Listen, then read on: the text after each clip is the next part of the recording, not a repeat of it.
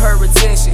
If she drive out from the burbs, there might be drugs in my system. I might drive up the curb, change sunny like listing. I make my jeweler proud. This is Pacers vs Pistons, and I might jump in the crowd. 86, my niggas running deep. They see. Yo, it's Tommy Will, and right now you rocking with R.I.C.H Radio. Yeah. What's good, y'all? It's your boy Vanezzi. Yo, it's Johnny. What up? It's Phil. Yo, what's up? It's Big Mike. And we are R.I.C.H Radio. And you know what it stands for? Respect, integrity, confidence, and honesty. That's what it is. You already know. And without further ado, R.I.C.H Radio would like to introduce to you Tucson's own Tommy Will. Give it up for Tommy. What's up? What's going on, fellas? What's good, Tommy? Good, man. Chilling, man. I appreciate y'all having me. Now we appreciate you for coming out, man.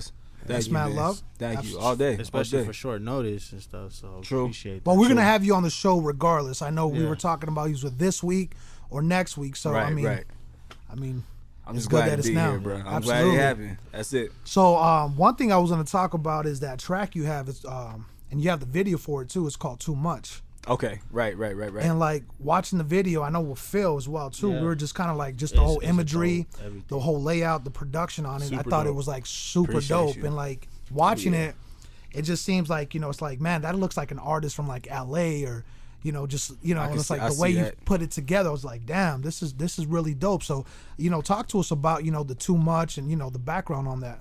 Right. So Too Much. First off, it was shot by Blar Productions. My little homie Brian. He just graduated. The man is talented. I was telling the homie earlier, like when he went through school, he was focusing on like short films, stop motion photography, things of that nature. And I know it wasn't until he met my brother in high school, Easygoing. Definitely shout out to him, my bro. Shout out Easygoing. They went to Saguaro and linked up there. He was rapping back in the day. Okay. And he started doing music videos. So when I came back, I always had a vision when I do my videos. I definitely want them to be storyline based. Mm-hmm. I'm not really into videos where you kind of just, stand in one place and have a couple props. I'd rather like really try to tell the story with the video to kind of like separate myself. So he definitely helped capture that. And Too Much is I do these No Love Lost EPs every Valentine's Day. Damn, just once a year. That's dope. So that was a song for that. Everything in it was, true story. The pictures on the wall, it's a girl that I was talking to, at the time, still am now. You know how that goes. Okay. Shout out. So I always want to keep my videos as, honest as possible. Absolutely. Regardless. I mean, that's what makes a true artist. Yeah, that's what makes a true artist. So, I never really thought like I could, rap in front of a rented, like Ferrari or something like that. Yeah. Or with a whiteboard and a bunch of girls, and then, you walk out and I pull up in my Honda or some shit. You know what I'm saying? Like it's not real, and I never want to be, the type where somebody has something to say about you, about something that you don't have. Like I never wanted to go through that. So won't you walk us through your like journey of how you came from the inception to hip hop and start rapping, or why did you decide that, or it was one of those things. I went to when I was 15, I was in Oceanside, California. Ooh. And we ended up moving to Tucson right when I was turning 16, and I went to Sa Juanita High School down in Green Valley. Oh. And first dude I met first day of class, another brother, and pretty much he was like, yo, my name's this and that. Second question was, you rap? It was just weird. Like that. It was weird, but it's because it was one of those schools where there was only like 4 or 5 black kids in the whole school. You know what I mean? Like, so, I mean, it is what it is. So he asked that, and I just lied because I ain't had no friends here. I was new and shit. I was like, yeah. That's what. So we started, recording on like Cool Edit Pro at his house and stuff like that. And that's when I started saying I was a rapper. But so it kind of just happened. Yeah, it pretty much just happened because I just wanted to fit in. Yeah. Like as soon as I was brand new and I just really wanted to fit in. So you say you were from Oceanside. Does that mean you're from Oceanside, or did you come back? Or my pops was military. Oh, word. So we moved around a lot. But I was born on Davis Mountain. Damn. I left. We went overseas for a while, and we did that. And then I was in Oceanside when I was, like I said, like 14, 15. Then when I was turning 16, we got stationed back here in Tucson. So I went to my junior and my senior year of high school. I was here, and then I probably didn't leave until I was 20. I was 20 when I left back to California to start going to school. Damn. And then I just got back about almost 2 years ago now. That's when I touched back down, yeah. Dang, that's dope. I like to actually go back to the creation process, because I always like it when artists kind of like open the door and let us have a peek into that kind of stuff. Okay. Now, you said when you make the videos, they have purpose, and you want visualizations and stuff. So, do you actually see the video happening in your head while you're making the music, or is that something that comes later? What's your process with that? It's when I'm making the music. Oh, okay. I'll definitely every beat has a name. You know what I'm saying? Yeah. Like, because if it didn't, the producer wouldn't name it when he's saving his files. Exactly. Like, anytime when I'm writing these songs, like, I'll go on a producer's SoundCloud page or whatever like that, and listen to their beats, and they have a title for it. But like literally within like 30 seconds, you're gonna come up with your own title of that song. So like I like to do that, and then as I'm writing the song, I figure like, okay, is this song more of something I should use as a performance, or is this song something that I could really turn into a, like a short movie, or something like that. So while I'm writing the song, I already know which ones I'm like, okay, like this is album potential, this is single potential, this is just visual appearances only type of thing. Yeah. And that's just off of experience, You learn these lessons, and as fucked up as it is nowadays in the rap game, like you blow up off of one song, that's that. Then that person just took the spotlight from a guy that's been doing this shit for like 10 years, putting out albums, might be 18, 20 track albums. Yep. Not getting no love. And then you got one dude that just says, bro, I just started rapping 3 months ago. I did it for fun and it blew up. Yeah. I hear that so many times in these interviews, man. Yeah. And the one that I remember most clearly was Trinidad James. When they was talking about his All Gold Everything track.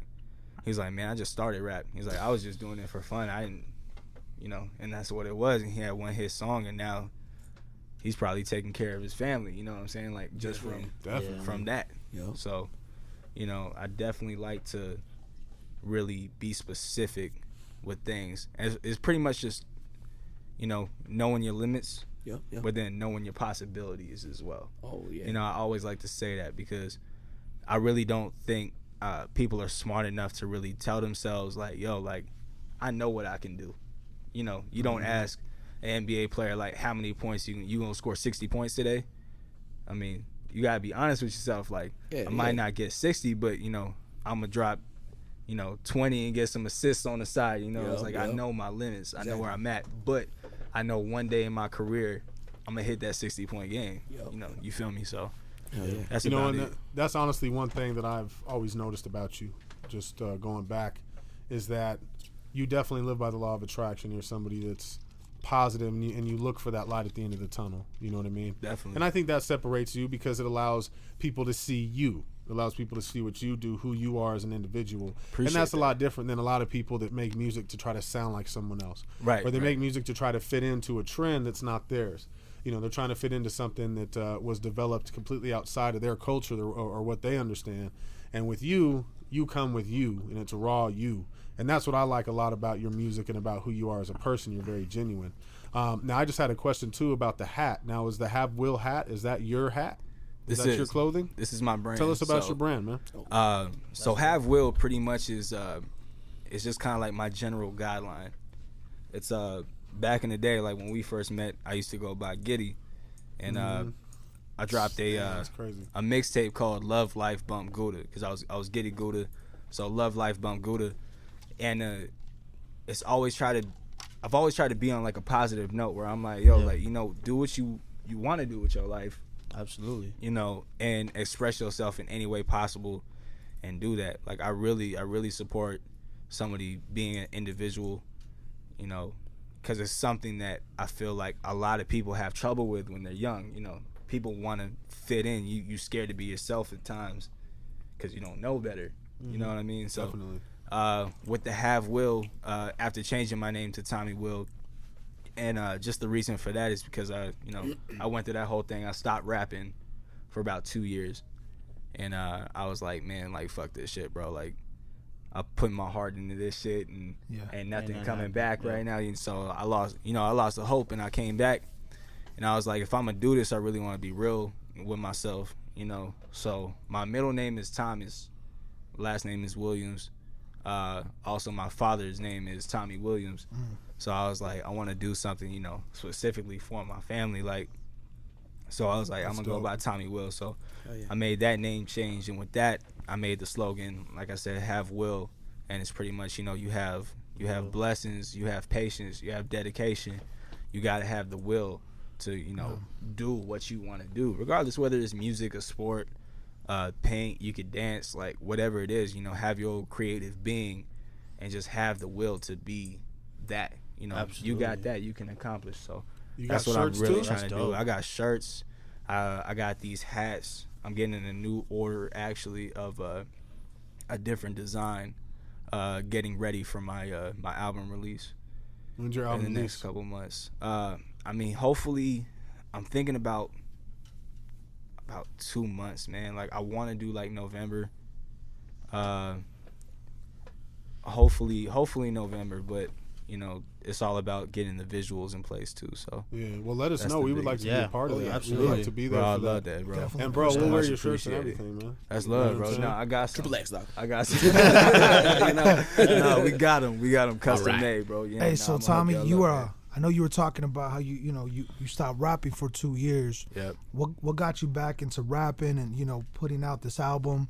You know, give us, you know, a little bit of background of, you know, the reason, you know, maybe you stopped and why you came back into the game. Okay. Yeah. No. So when I stopped at the time, I was actually working with a young dude from the alumni. Okay. His name was Sean Brown. You know, shout out to him. We don't talk much these days. And that was definitely a big part of me stopping music. So you know, I put a lot into my music at that time. I was driving 2.5 hours, about 2.5 hours from El Centro, California to San Bernardino. Ontario. From El Centro, California to Ontario, California, to just to record. You know, I would go there early in the day, and it's amazing, amazing. Go up there for like 8 hours, just strictly record. Drive back and go to work the morning the next day. You know, like I was really dedicated to it. I was out on the streets. I was doing flyers. I was doing, you know, handing out the blank CDs just because I didn't have the cash to get them printed on and all that other stuff. So I was just like, yo, here's all my stuff, you know. And then I just thought about it, like, brother, this ain't worth it. You know. Excuse me. You know, being in a small town regardless, but it was all, you know, immaturity, being young. You don't really understand the business that you're in, you know. So I guess that 2 years that I took off, I really got to learn things. I'm like, okay, like, I definitely want to be myself and be creative, but I want to make this my income. Yeah. You know, you have to realize that this is a business at the end of the day. Yeah. So I tried to get smart with that, and now I'm like, okay, like, I'm going to do it my way, but in a way that I know can be monetary, so I can help out my family, and I can, you know, do something that I love for the rest of my life. You feel me? Like, well, if you even think about it, when it comes down to being successful in anything you do, you have to work harder than the next man. Definitely. And like you said, yes, music is a business, and if you want to be successful at it, you have to do more than every single other person you know is doing. If you're not, then why are you doing it? It's just like any new business owner that's trying to develop his business. Right. What is this person going to try to do? They're going to try to get their ducks in a row to where they're ahead of the game. Because if they're not ahead of the game, then what are they doing it for? Are they doing it for mediocre reasons? Are they just trying to scrape by? No, everyone's trying to do it so we can move up and live life. You know what I mean? So I highly respect that, because I think a lot of people, the reason why there's so many musicians out there that really aren't doing nothing is for the fact that they get lazy. Right. And I'm going to say it right now to all y'all rappers out there. Y'all know who you are. Get off your ass and make something of yourself. Yeah. You can't just be a dope MC and expect to move up in life. Doesn't happen that way. You can't expect to have a dope producer homeboy that you rap over his beats and you think that because you guys got some hit songs, it's going to happen for you. It ain't about that. If people see your work ethic and they see your drive and see how bad you want it, that's when the labels look at the people and like, yeah, I fuck with him. Just like Dre with Kendrick. Right. Like in an interview, he was like, the whole reason why I fucked with Kendrick was for the fact of his personality and who he was as a person. You know what I mean? And that goes a long way. And I think so many people feel like, oh, I'm dope. Like I get people coming here all the time. Oh, I bet. Oh, I'm the dopest ever. And I'll make you rich and famous. And it's like, bro, I know for a fact you won't because of that mentality. Yeah. Because you're not going to work harder than the next man because you don't feel like you have to because you feel like you're special already. I feel like anybody that puts a limit or if they feel like they're in their prime, all they're doing is putting a cap on themselves. They're putting a limit on themselves. So I highly believe in people pushing forward and realizing their flaws and moving forward in life. You know what I mean? Absolutely. And you know, one thing that I noticed about you, just you talking, you know, from the moment you listen to a song and you're already visualizing everything going on from the clothing that you make, from just that, you know, going out in Ontario and grinding out like that, going 2.5 hours. I see an entrepreneur. You know what I mean? As far as like going out there and doing a lot of your own things. I'm not sure if that's the case, if you like, you know, you have a team behind you doing it. But obviously, like, I want to know, are you seeing something much bigger than rap? Like maybe one day coming out with the label, production, being a CEO, or this is all that. Yeah. This is all that. I'm not the type, I don't want to say I'm the CEO of anything. You know, I want to say I'm definitely a part of it. Yeah. You know, that I may own it. But I definitely, me and the people that I work with are all on the same level. Nobody's better than anybody. You know what I'm saying? Like, that's just what it is for me. So I never want to say like somebody works for me. I want to say we work with each other. Yeah. You know, we make this happen. For sure. So that's how you keep a happy family. Game. Yeah. Absolutely. And that's the beautiful thing, man. Like, the absolute end of everything is I want to say that I had a voice for music to be in this Tucson community. Yeah. That's pretty much the end game. Like, when I'm 50 years old, you know, and I'm listening to High 98.3 on my way to doing whatever I'm doing, and I hear that they got like a Feeling 520 thing where they got a 16-year-old kid that was doing this, and then they can say something like, "Oh yeah, like what you grow up listening to." I was listening to Tommy Will. You know, he was from the same city I'm from. You know what I'm saying? Like, that would make my life, just to hear that, to know that I had just a little piece of inspiration for somebody. Because like I said in one song, actually about my brother, like I said, it's easygoing. Like, I have utmost faith in this kid, more than I have in myself. You know what I'm saying? So I said in the song something like, you always said that I inspired you, but the one, it was something like you said I inspired you, but all I ever wanted to do was inspire the one to change the world, type thing. Like, I never wanted, you know, money's always good. If I can help my family, that's beautiful. Right. You know what I'm saying? But it's not why I'm doing music. You know, everybody has vices. Everybody has their demons they need to let out, though. Everybody. It doesn't matter. Nobody music immune to is that. Just that outlet. Exactly. Yeah. Exactly. You know, so that's super real, man. And I just think a lot, man.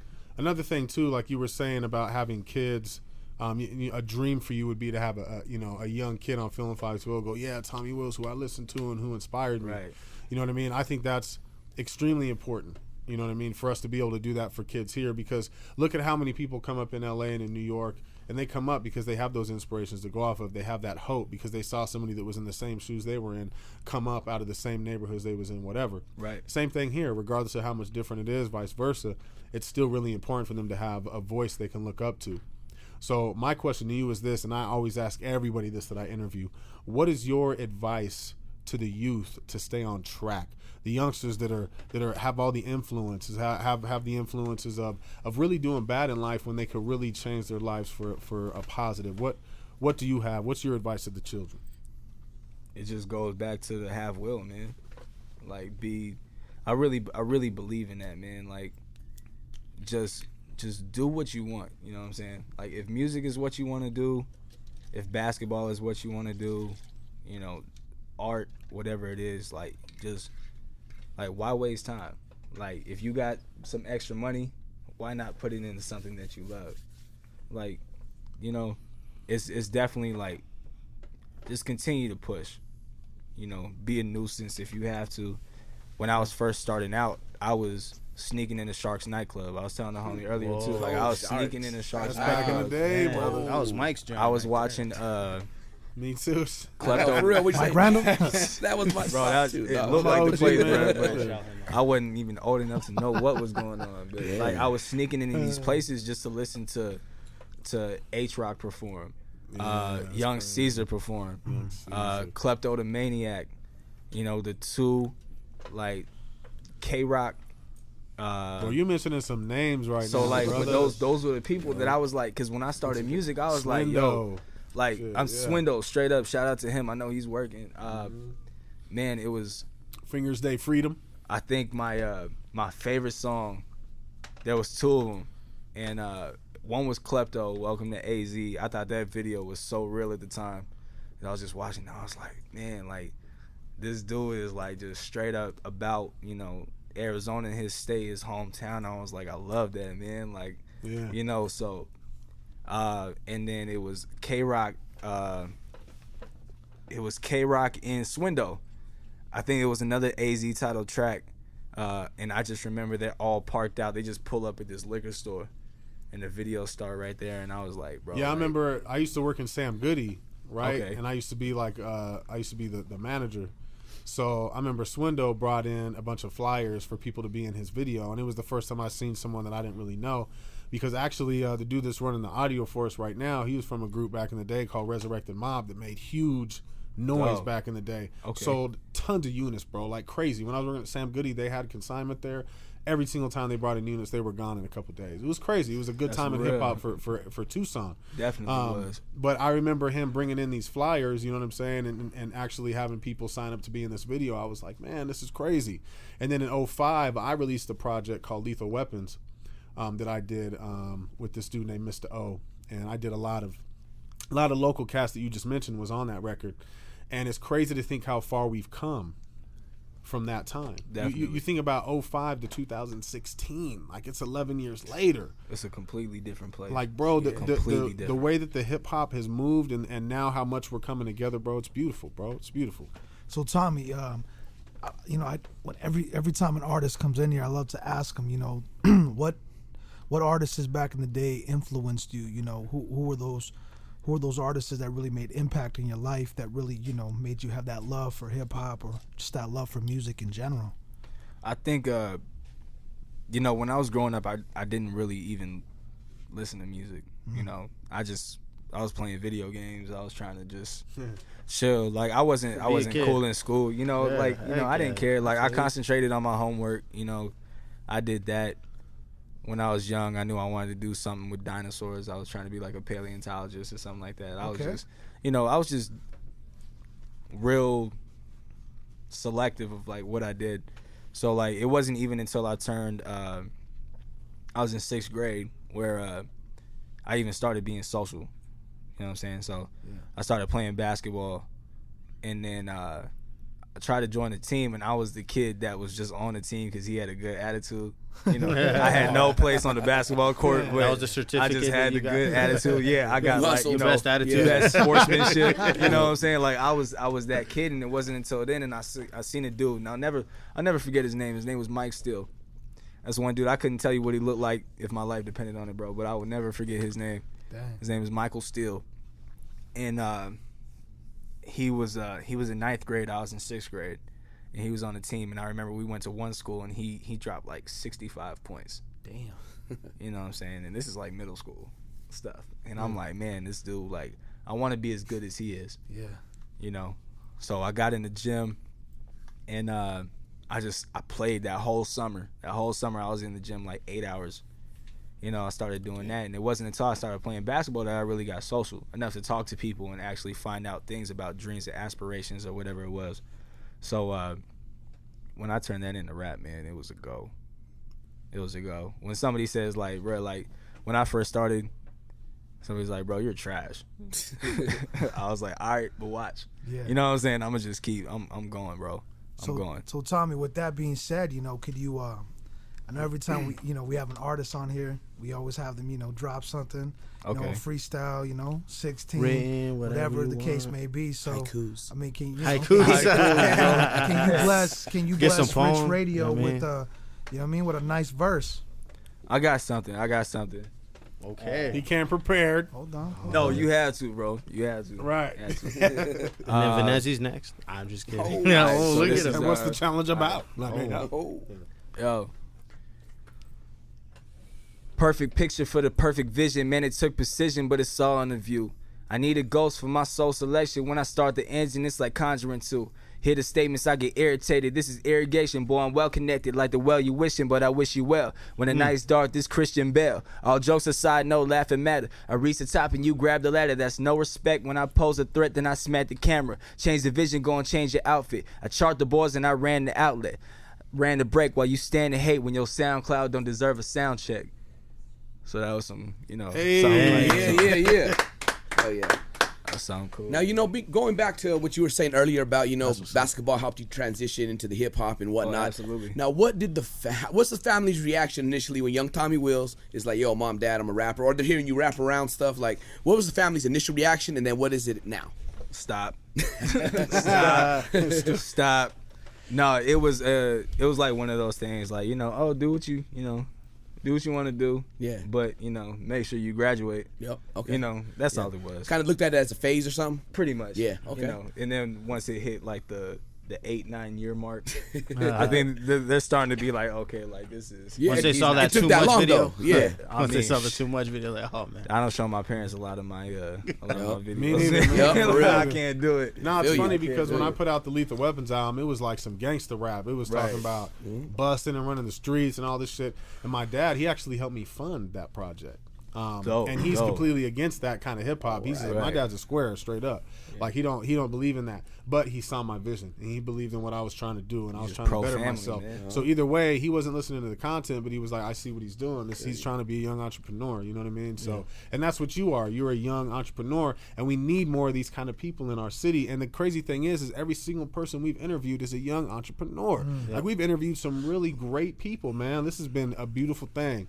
And I hate to say it, we are running out of time, but I just want to say, man, thank you so much for coming up here and gracing us with your time, bro. Give it up for Tommy Will, man. That's what's up.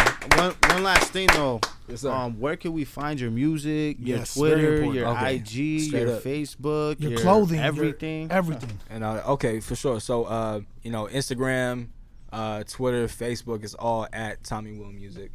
I try to keep it simple. That's with a Y, not an IE. With a Y, yeah. TOMMY, Will Music. And then I'm in the motions of finishing up my website, so everything is gonna be super easy. It's all gonna be on one spot. That's just gonna be havewill.com when it does drop. Hopefully in the next 2 weeks, I'm trying to get that going. So, definitely before I get out of here, I want to thank you guys, for having me on the show. Of course, man. It's definitely much appreciated to be in that circle of talented people that we had talked about and have been on here. So it's definitely dope. And then definitely shout out to, Respect the Underground. My album's coming soon. Napoleon, hopefully in about the next 2 months. Shout out to my boy Justice, my family from 86 Sound, Easy Going. And man, just thank you guys, bro. It's been real. Thank you. Thank you, brother. Appreciate you. Blessings to your success, man. And R.I.C.H Radio, we out. Hop the top, I'm tryna drop it now so I can cop a watch, but only time will tell. Catch us riding dirty, then it's primal fury. I go beast mode for the clientele, yeah. Don't you know me, bitch?